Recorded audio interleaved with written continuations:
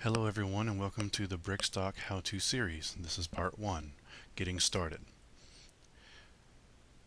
First you need to download BrickStock, which is available at this link, which I'll put down in the description. And it will automatically detect which version you will need. If you're running a Mac, as I am, you'll get the Mac OS version. If you're running Windows, it'll link you to the Windows version.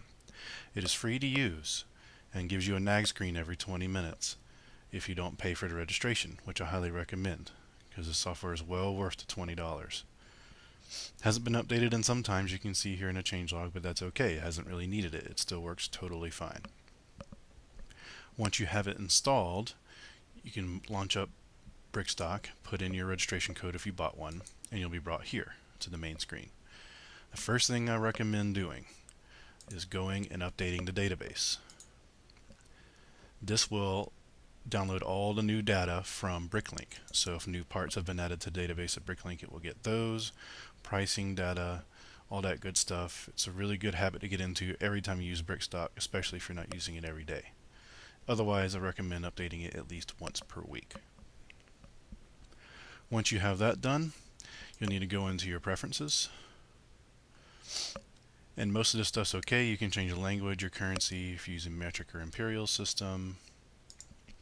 But the most important is here in network. If you're using this as a seller, you're going to want to put in your username and password for BrickLink.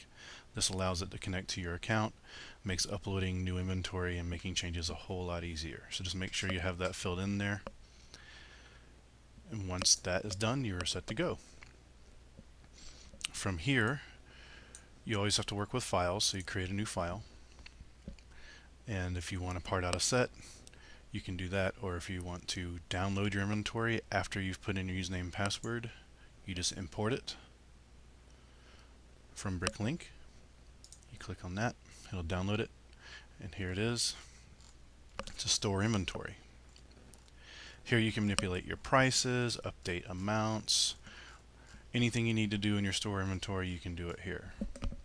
As you can see, I have a large inventory of over 3,500 lots, and I have a lot going on, so most of you small sellers starting out probably won't have this much, but this is why you want this software now. You want to get used to it now, and you'll be able to make life a lot easier later if you need to reprice things, adjust your inventory, so on and so forth.